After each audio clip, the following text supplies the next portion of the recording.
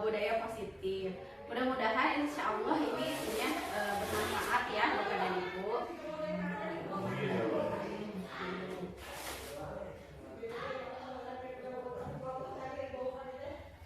Nah ini ya, di dalam disiplin positif ini, untuk menunjukkan disiplin positif ini tentunya kita harus ada ya, jadi nah ini ya, di dalam mewujudkan disiplin positif itu ada perubahan paradigma yang harus kita pahami ya. Kita sebagai guru itu seolah-olah bisa mengontrol murid itu ya. Jadi ini ada perubahan paradigma dari teori kontrol ke teori pilihan. Ilusi kontrol itu seolah-olah gitu ya, seolah-olah bahwa guru itu bisa mengontrol murid, seolah-olah bahwa kalau kita mengkritik dan membuat murid merasa bersalah itu bisa menguatkan karakter mereka, seolah-olah bahwa semua penguatan positif itu efektif dan bermanfaat, dan seolah-olah bahwa orang dewasa itu punya hak untuk memaksa. Padahal ternyata pemahaman ini kurang tepat begitu ya. Maka di sini kita akan mempelajari bagaimana kita bisa mengontrol perilaku seseorang. Nah ini Bapak Ibu, di dalam teori kontrol atau pilihan ternyata kita harus memahami bahwa pandangan orang itu, setiap orang itu berbeda. Lalu ternyata semua perilaku yang dilakukan oleh setiap orang itu pasti ada tujuannya gitu ya. Lalu ternyata kita itu nggak bisa mengontrol orang lain, hanya diri kita yang bisa dikontrol oleh diri kita sendiri. Jadi kita tidak bisa mengontrol orang lain begitu ya. Itu sedikit tentang teori kontrol. Nah lalu Bapak Ibu ketika mendengar kata-kata disiplin, apa yang biasanya terpikir atau terbayang? Biasanya disiplin itu kan identiknya sama tata tertib gitu ya, sama peraturan, sama kepatuhan gitu ya. Pokoknya intinya disiplin itu nggak nyaman aja. Nah sebetulnya kalau dilihat dari asal katanya, disiplin itu dari disiplina itu artinya belajar gitu ya. Jadi disiplin ini sebetulnya adalah seseorang itu bisa menghargai, bisa bertanggung jawab terhadap nilai apa yang diyakininya gitu. Ketika di sekolah ini ada peraturan tapi siswa masih melanggar, artinya siswa belum meyakini nilai yang ada di peraturan itu, makanya dia melanggar gitu. Maka tujuan kita di sini bagaimana menumbuhkan motivasi intrinsik agar si siswa mematuhi peraturan karena nilai yang dia yakini, bukan karena takut dihukum gitu ya. Jadi disiplin itu sebetulnya belajar bertanggung jawab atas nilai yang diyakini. Nah, nilai apa saja yang diyakini oleh setiap orang itu ada yang namanya istilah nilai kebajikan universal. Ini sifatnya sama untuk setiap orang. Di dalam pendidikan kita, nilai-nilai itu dituangkan dalam profil pelajar Pancasila ya. Ada beriman, mandiri, bernalar kritis, berkebinekaan global, gotong royong, dan kreatif. Nah, lalu di sini Bapak Ibu tadi ya, bahwa setiap orang itu berperilaku pasti ada alasannya. Ada 3 hal yang mendorong seseorang berperilaku ya, yang memotivasi. Yang pertama, karena takut dihukum. Ini adalah motivasi yang paling rendah gitu ya, karena takut dihukum. Kebanyakan murid kita biasanya mereka berperilaku terpaksa karena takut dihukum. Lalu yang kedua, karena pengen imbalan dari orang lain atau institusi. Jadi ingin diapresiasi oleh orang lain, ingin dinilai oleh orang lain. Nah, alasan yang ketiga yang paling tinggi tahapannya itu adalah karena menghargai diri sendiri. Nah, motivasi eksternal ini yang paling sering masih banyak dilakukan gitu ya, termasuk oleh diri saya sendiri gitu ya. Nah, justru yang paling penting itu adalah bagaimana menggunakan motivasi internal. Kita mematuhi aturan karena kita menghargai diri kita sendiri. Kita pengen tepat waktu datang ke sekolah karena kita menghargai diri kita sendiri, ingin menjadi orang yang bertanggung jawab gitu. Itu yang harus ditumbuhkan ke siswa-siswa kita juga. Nah, lalu Bapak Ibu pernah nggak ngasih penghargaan ke teman-teman atau ke anak-anak? Pasti pernah ya. Nah, ternyata penghargaan ini justru tidak efektif juga. Makanya ada istilah dihukum oleh penghargaan. Kenapa? Orang-orang yang bekerja dengan diiming-imingi penghargaan ternyata itu masih pengaruh yang jelek gitu ya. Orang-orang yang terbiasa diberi penghargaan, diberi imbalan, nah mereka akan dihukum oleh penghargaan karena penghargaan itu ternyata menurunkan kualitas kerja kerja mereka. Kalau mereka nggak dikasih penghargaan, mereka nggak akan mau bekerja, mereka nggak akan mau bergerak gitu ya. Lalu yang kedua, penghargaan itu mematikan kreativitas. Kalau nggak dikasih penghargaan, jadi nggak kreatif lagi. Lalu penghargaan itu mengurangi motivasi intrinsik. Jadi mereka hanya mau belajar, mereka hanya mau bekerja jika mendapatkan imbalan nilai kah, imbalan hadiah kah, begitu. Karena tadi belum ada motivasi intrinsik. Nah, lalu yang harus dilakukan apa? Yang harus dilakukan adalah memberikan apresiasi ternyata. Jadi bukan ngasih hadiah, ayo siapa yang dapat nilai 100 kamu nanti dapat coklat ya, bukan, tapi berikan apresiasi.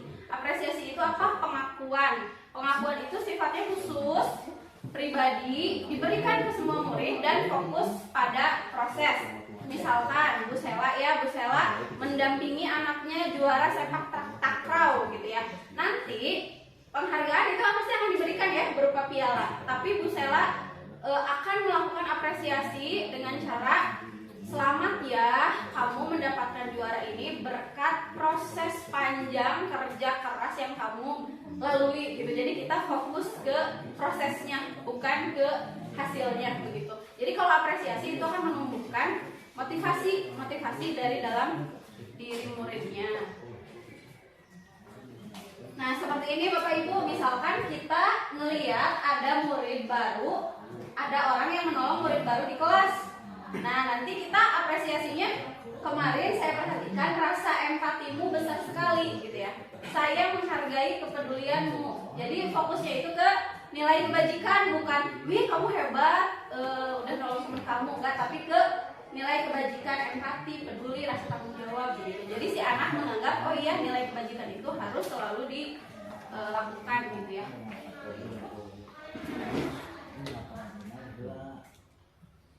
Lalu kalau tadi penghargaan, kalau ini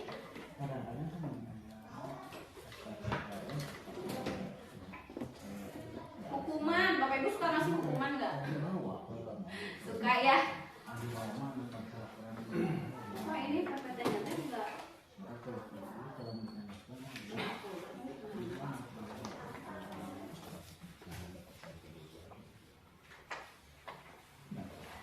Nah ini ya, misalkan Bapak Ibu pernah nggak menyuruh anak yang terlambat itu menulis di bukunya saya tidak akan terlambat lagi sebanyak 100 kali. Itu hukuman atau konsekuensi? Hukuman, kenapa disebut hukuman? Tidak nyambung dengan kesalahan yang diperbuat gitu ya. Harusnya gimana kalau anak yang terlambat ke sekolah? Harusnya gimana konsekuensinya?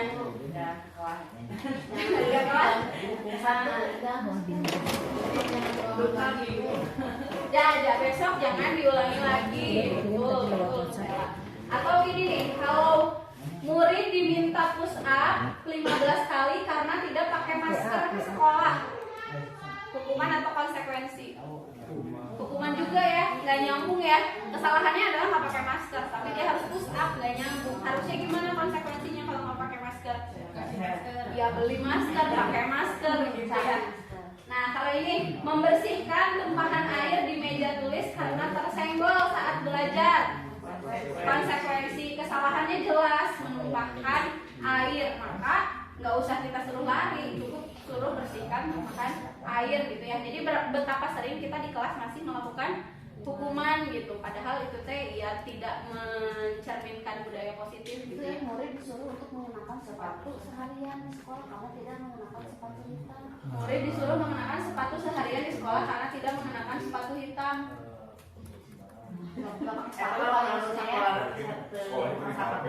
Iya. Hukuman ternyata. Hukuman. Tetap dipakai sepatu, tapi nanti kita ke tahap selanjutnya direstitusi. Jadi nggak di ini ya, berarti nggak dihukum memang. Jadi cuma di ini kesalahan kamu apa atau ini. Iya, jadi anak tahu kesalahan dia apa, terus fokus ke perbaikan. Tapi ini teh nggak sanggup ya, akan disesuaikan lagi dengan kondisi siswa, kondisi sekolah. Gitu. Tapi itu maksudnya hukuman itu jadinya nggak boleh atau hukuman itu nggak boleh, adanya konsekuensi. Ini tuh sebetulnya ada tadi kayaknya kelewat.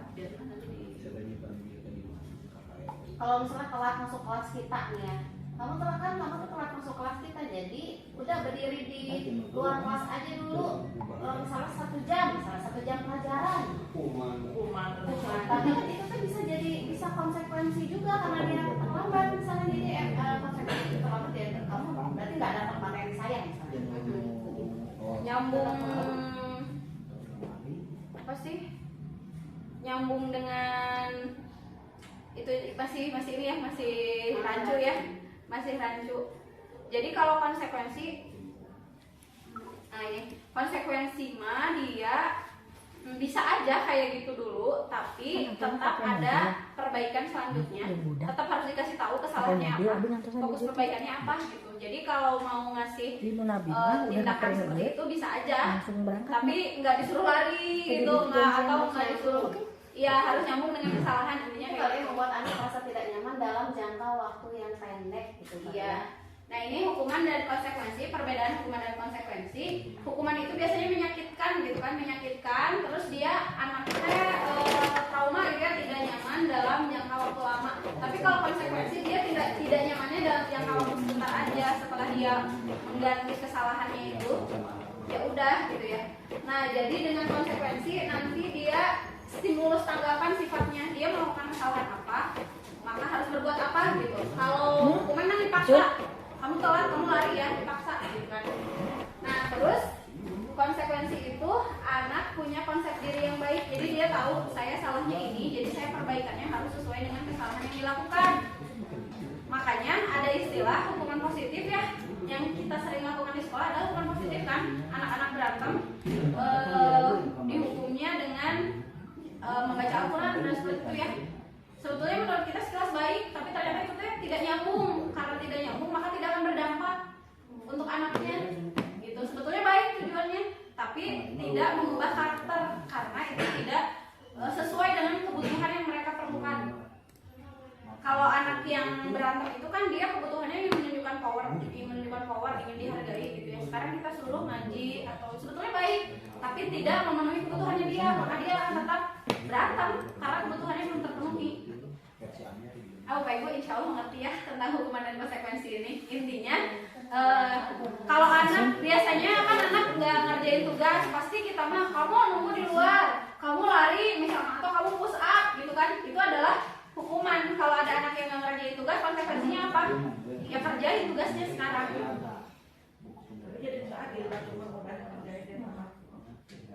Ya itu memang bukan tidak ada, tapi kan mau membentuk konsep diri anak yang baik ketika dia salah nggak ngerjain gitu kan.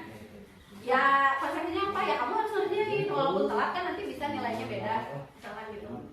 Atau ngerjainnya di bawah misalkan. Jadi bikin gak nyamannya itu sebentar, tapi tetap tugasnya masuk. Daripada disuruh lari di lapangan kan tugasnya nggak masuk, anaknya malu gitu kan, capek gitu. Nah kelanjutannya, kalau anaknya masih tetap kayak gitu gimana? Ada istilah yang namanya restitusi. Nah restitusi ini bagaimana anak yang salah itu nggak kita pojokkan, tapi kita fokus ke solusi supaya anak itu dapat memperbaiki dirinya gitu ya.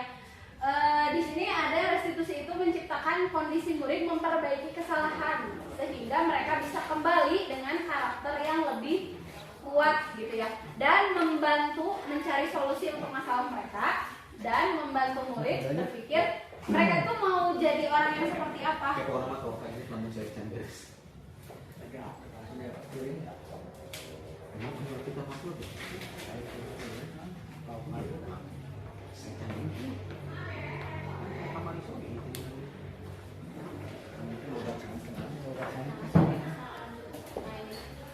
Ini Bapak Ibu tentang segitiga restitusi ya. Jadi kalau ada anak-anak yang bermasalah, apa yang harus kita lakukan?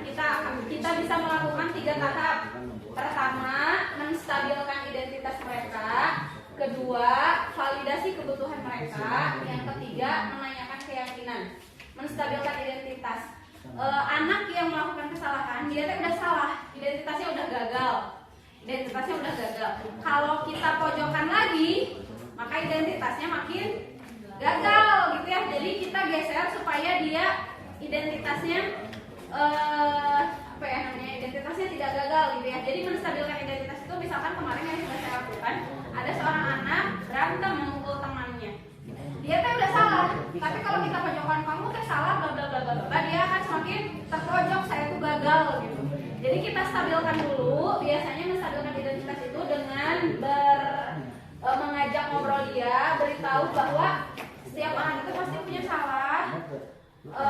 Kamu bukan orang satu-satunya yang melakukan ini gitu ya.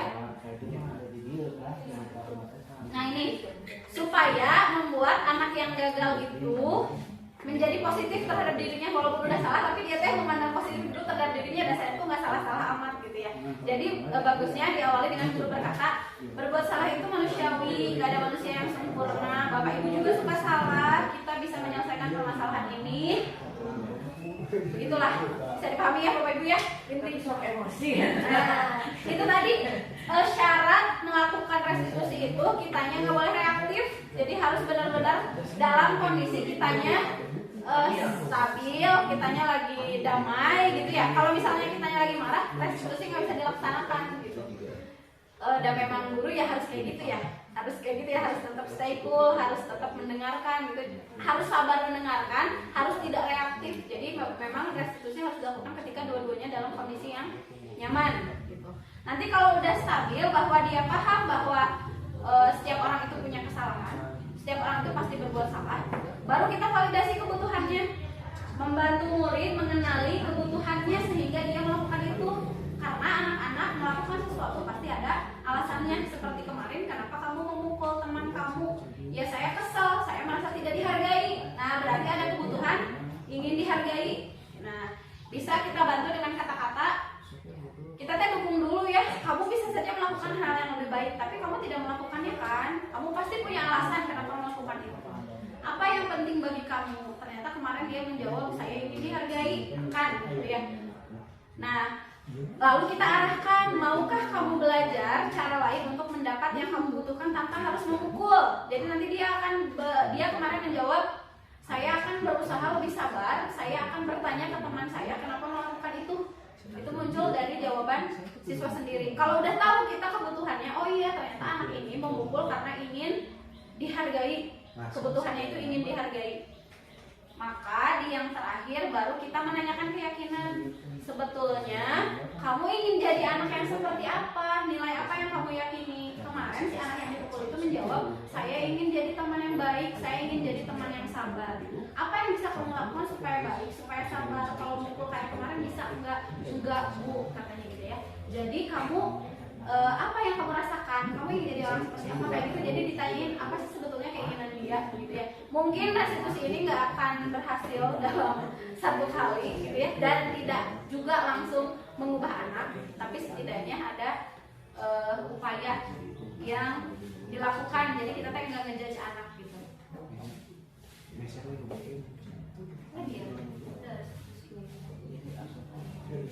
Nah ini terakhir Bapak Ibu ya, posisi kontrol. Nah ini kebutuhan dasar manusia. Termasuk kita guru-gurunya, kita juga manusia ya. Pasti kita bertindak itu karena untuk memenuhi kebutuhan dasar kita. Ada beberapa kebutuhan dasar manusia, yaitu ingin kasih sayang dan rasa diterima, ingin kekuasaan, ingin kesenangan, ingin kebebasan, dan kebutuhan bertahan hidup. Kenapa sih Bapak Ibu suka teriak-teriak kalau anak-anaknya ribut? Pasti untuk memenuhi salah satu kebutuhan, ingin diterima gitu ya. Kenapa sih kita kadang melanggar, atau kenapa sih kadang kita juga pengen main game gitu ya untuk memenuhi kebutuhan kita, yaitu kesenangan gitu ya. Jadi setiap orang berperilaku itu ada alasannya, dan itu yang harus kita pahami, bahwa anak-anak juga berperilaku itu pasti ada alasannya. Anak yang tidur di kelas pasti ada alasannya, anak yang nggak mau ngedengerin kita pas kita ngajar pasti ada alasannya gitu ya. Yang paling bijak adalah memahami apa kebutuhan yang harus kita penuhi di anak tersebut. Nah lalu 5 posisi kontrol yang biasa dilakukan guru, termasuk yang manakah kita?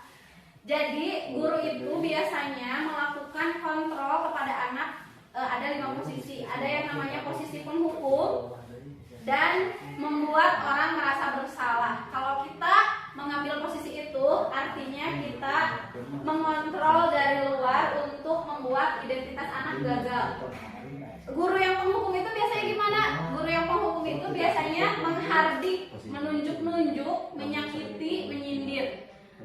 perkataannya gimana? Perkataannya kalau kamu nggak melakukannya awas ya. Pernah kamu kayak gitu kan? Kamu kalau nggak ngerjain awas ya. Itu kita sudah bertindak sebagai penghukum gitu ya. Anak akan nurut, tapi itu masih motivasi dari luar. Lalu yang kedua, membuat orang merasa bersalah. Gurunya gimana? Gurunya ceramah. Nanti gurunya dengan nada yang lembut akan mengatakan, seharusnya kamu tuh bla bla bla. Ibu kecewa melihat kamu. Nah, itu membuat anak tidak nyaman karena merasa bersalah gitu ya. Dan merasa rendah diri dampaknya. Kalau tadi ketika dihukum dampaknya adalah anak akan mengulangi kesalahan. Kalau membuat orang bersalah, nanti anak itu rendah diri. Oh, ternyata saya tuh salah. Kadang saya kayak gitu ke anak-anak. Aduh, ibu kecewa ngeliat kamu. Oh, ternyata itu teh tidak boleh gitu ya. Lalu ada posisi kontrol teman. Salut kepada bapak ibu yang bisa menempatkan diri sebagai teman. Nanti guru itu akan membuat alasan untuk muridnya. Nanti perkataannya gimana? Ayolah lakukan demi ibu. Masa kamu nggak tahu? Ingat nggak ibu pernah bantu kamu? Gitu. Jadi ya kalau kemana ya. Nanti hasilnya apa? Anak ketergantungan, tidak mandiri dan tergantung sama kita gitu. Tergantung sama kita gurunya. Lalu ada yang jadi pemantau. Kalau pemantau mah kita akan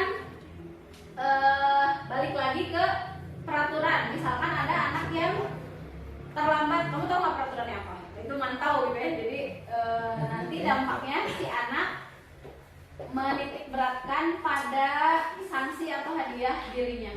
Lalu yang paling bagus itu adalah manajer. Kenapa? Karena kalau manajer kita itu hanya mengajukan pertanyaan, balik lagi si anak yang akan bertanya kepada dirinya. Jadi kalau manajer, kalau misalkan melakukan kesalahan, apa yang kamu yakini, nilai apa yang kamu yakini kalau kamu melanggar ini, berarti apa yang kamu langgar. Lalu apa upaya kamu untuk bisa memperbaiki masalah ini. Mirip coaching lah kalau manajer itu. Nah, kalau lagi restitusi, posisi mana yang harus kita lakukan? Posisinya adalah manajer gitu ya. Jadi gimana si anak itu tahu dia mau jadi orang seperti apa, kalau dia melanggar, nilai apa yang dia langgar, lalu fokus dia tuh perbaikannya mau kayak gimana. Jadi ketika anak melakukan kesalahan, jangan jadi kamu kayak mah harus pakai sepatu yang hitam, nggak kayak gitu. Tapi apa yang akan kamu lakukan supaya hal ini tidak terulang lagi, kayak gitu manajer. Bapak ibu ada di posisi yang mana biasanya? Semua ya. Seringnya yang mana pak? Seringnya mungkin mudah-mudahan sih kita mengurangi kontrol sebagai penghukum dan membuat orang merasa bersalah gitu ya. Kalau masih teman, pemantau, manajer itu masih posisi kontrol yang baik gitu. Yang harus dikurangi mas sebagai penghukum dan membuat orang merasa bersalah.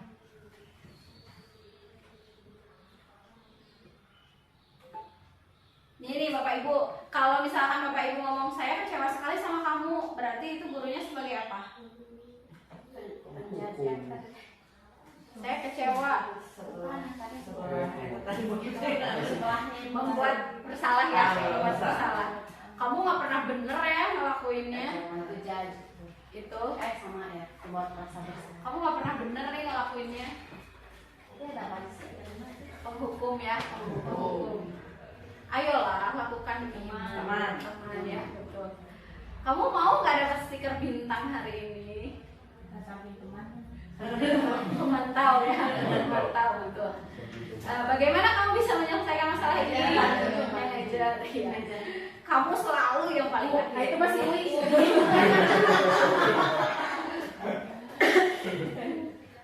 Ya, maksudnya kita berempati ya, kita juga kalau ada posisi digituin nggak enak gitu ya, dihukum atau dibuat merasa bersalah. Sudah sih. Terima kasih. Satu lagi ini tentang disiplin positif yang akan membentuk budaya positif gitu ya, keyakinan kelas. Terakhir tentang keyakinan kelas. Ini insya Allah bisa diterapkan di kelas, bisa di awal semester anak-anak bikin keyakinan kelas.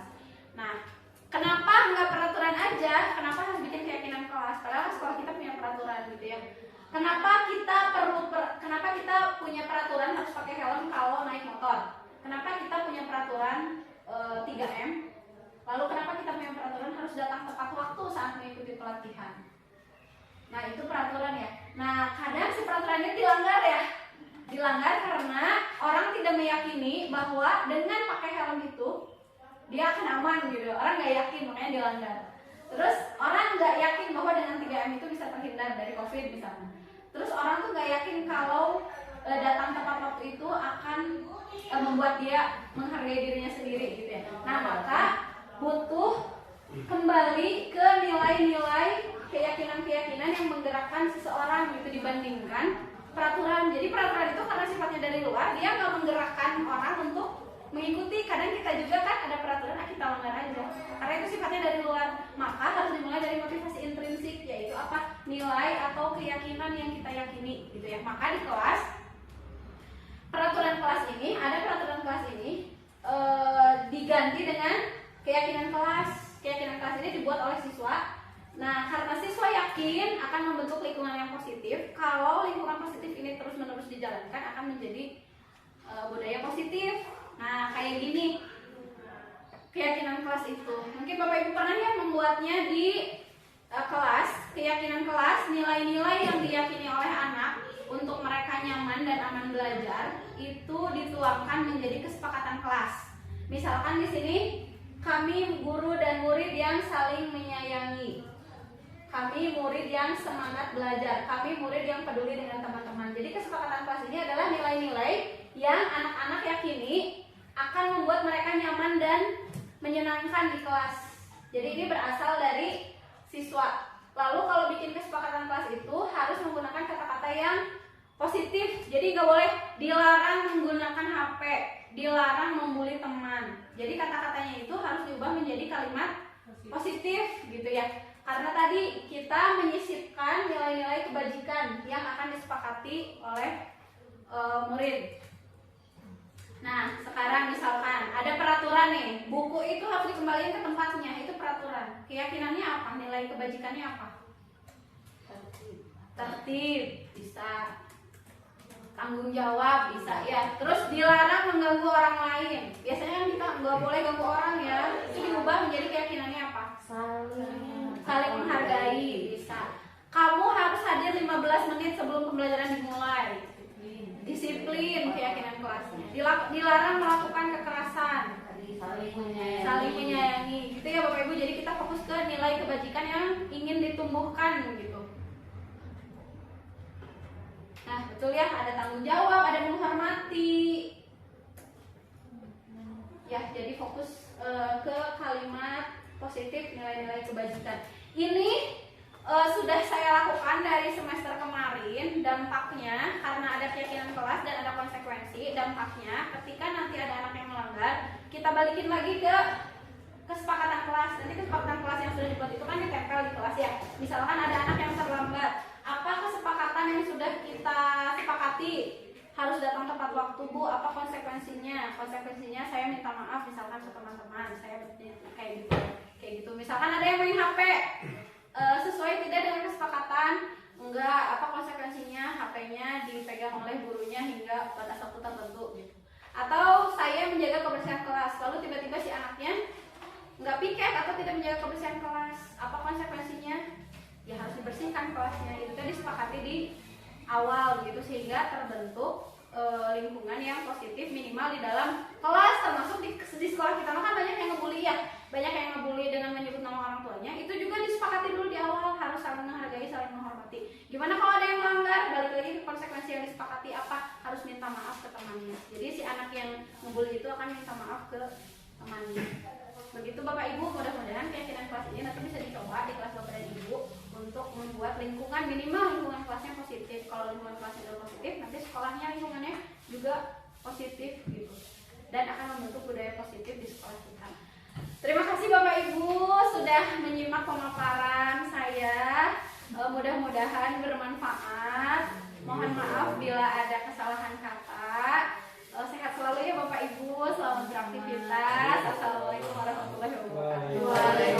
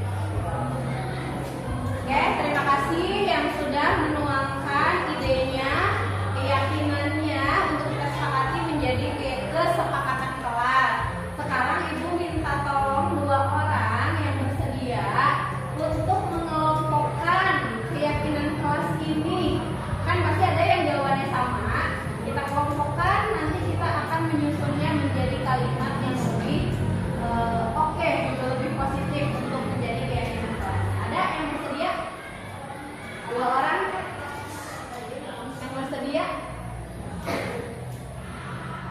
Kiki, Mulyani boleh. Bersedia tidak? Oke, silakan.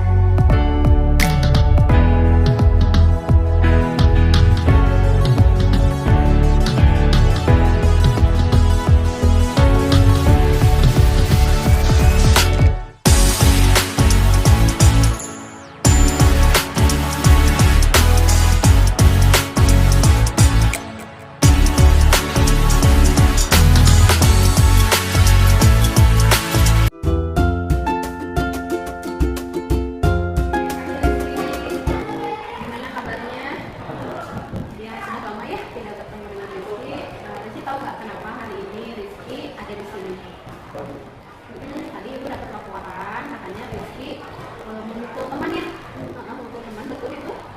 Betul, ya. Menurut Rizky ketika memukul teman itu betul atau tidak? Tidak ya. Jadi itu salah. Sebetulnya wajar ya manusia melakukan kesalahan, itu wajar. Manusia tidak ada yang sempurna juga. Tapi yang terpenting adalah kita mau fokus memperbaiki kesalahan ya. Nah, menurut Rizky ketika tadi Rizky memukul teman itu Rizky sudah jadi orang yang baik belum untuk diri Rizky sendiri? Kenapa? Teman. Jadi Rizky tahu bahwa itu tidak baik untuk diri Rizky sendiri ya. Nah, balik lagi ibu gak akan nanya kesalahan Rizky, tapi kita fokus ke bagaimana memperbaiki supaya tidak diulangi lagi gitu ya. Nah, Rizky tadi memukul teman, itu bisa saja Rizky membuat hal yang lebih gegabah dari itu ya. Tadi apa yang dipukul? Punggung, ya bisa aja Rizky lebih gegabah dari itu ya. Tapi Rizky tadi tidak melakukannya ya, hanya mukul punggung saja satu kali. Nah pasti Rizky juga memukul orang itu pasti ada alasannya kan? Iya, apa alasan yang membuat Rizky sampai terpikir memukul teman? Ya, Merasa diledek. Apa yang membuat Rizky merasa diledek? ya besar teriak-teriak Teman-temannya teriak ke Rizky. Apa yang diteriaki? itu apa? Kayak yang di Apa ucapan apa yang Rizky tidak suka? ya ini termasuk Gitu. Jadi Rizky, apa yang Rizky rasakan ketika mendengar kata-kata itu? Emosi. Berarti ada sesuatu yang Rizky pertahankan ya. Apa yang Rizky ingin pertahankan sampai berani memukul? Ketika anak teman tadi bilang, ih gak masuk. Terus Rizky merasa apa sih di situ? Ya emosinya kenapa? Rizky merasa apa? Iya, emosinya kan apa? Karena merasa tidak dihargai, karena merasa dilecehkan, oh merasa diejek. Iya memang pasti alasannya alasannya artinya Rizky di situ mempertahankan harga diri Rizky ya, tidak mau diejek ya. Nah ketika Rizky misalkan nanti diejek lagi, tentu tidak mau ya. Tapi kan ada upaya yang lebih baik selain memukul. Rizky mau nggak mempelajari hal itu? Mau. Menurut Rizky ketika nanti Rizky diejek kembali, apa yang harus Rizky lakukan? Menahan emosi, lebih bersabar. Bisa Rizky melakukan itu? Insya Allah bisa, akan dicoba ya. Oke. Nah, tadi Rizky kan memukul teman. Nah, sebagai teman, apa sih menurut Rizky teman yang baik itu harus seperti apa? Yang Rizky yakini teman yang baik itu harus gimana? Susah senang bareng gitu, apalagi? Satu pemikiran, susah senang bareng, tidak memukul kan? Ya. Lalu Rizky ingat tidak kesepakatan kelas kita salah satunya adalah menghargai dan menghormati orang lain ya? Menurut Rizky apa yang Rizky lakukan tadi sesuai tidak dengan kesepakatan kita? Enggak. Melanggar. Kenapa melanggar? Tidak menghargai ya. Nah terus menurut Rizky teman yang ideal itu yang kayak gimana? Ya teman yang baik harusnya Rizky ketemu tuh kayak gimana menurut Rizky yang Rizky yakini? Menghargai. Kayak gimana bisa rasanya menghargai? Kalau udah apa namanya saling menghargai Iya, saling menghargai itu gimana? Berkatanya kata-kata sopan. Berarti mengungkapkan kata-kata yang kasar tadi sebetulnya tidak sesuai ya dengan diri Rizky ya. Jadi Rizky itu sebetulnya ingin jadi orang yang seperti apa sih sebagai teman? Teman yang baiknya seperti apa? Rizky itu kan pasti punya banyak teman kan? Rizky meyakini saya harus menjadi teman yang seperti apa? yang baik Iya, yang baik itu kayak gimana kan banyak cirinya. Ciri teman baiknya apa? Gak pelit, apalagi? Saling berbagi, apalagi? Saling menolong, berkata sopan juga ya, melakukan tindakan fisik seperti tadi tidak? Tidak. Nah, apakah Rizky sudah menjadi teman yang baik menurut Rizky? Belum. Apakah Rizky mau bersedia berubah untuk menjadi lebih baik lagi? Tidak. Apa yang nanti akan Rizky lakukan selanjutnya agar Rizky menjadi pribadi yang tadi menjadi pribadi yang gimana? Yang baik, yang bersabar ya. Apa yang akan Rizky lakukan selanjutnya supaya tidak terulang lagi? Lebih bersabar lagi, lebih menahan emosi ya. Nanti kalau misalkan ada teman yang mengejek lagi, apa yang harus Rizky lakukan? Sabar, terus tahan emosi, di apalagi konfirmasi ya. Mana menanyakan dulu ke temannya apa maksudnya. Oke.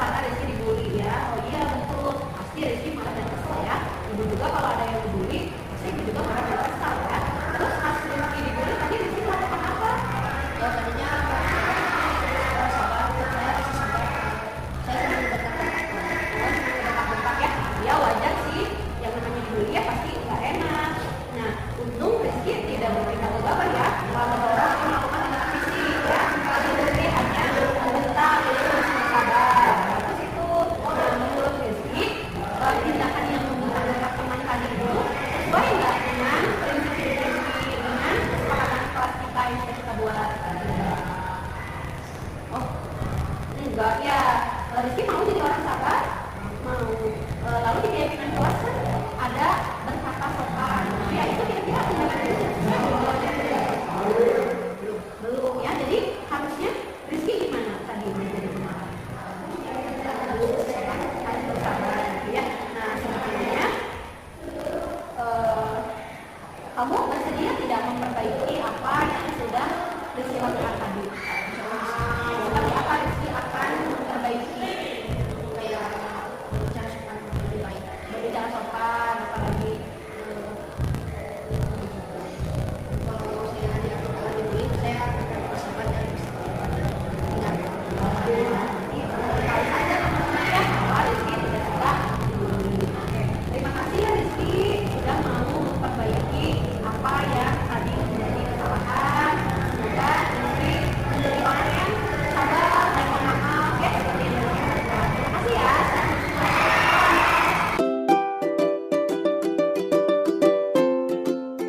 Saya merasa tenang karena saya meskipun membuat kesalahan tidak terpojokan, malah dikasih saran untuk lebih baik ke depannya. Perasaan saya mengobrol dengan ibu sangat senang karena walaupun saya melakukan kesalahan, saya tidak disalahkan oleh ibu.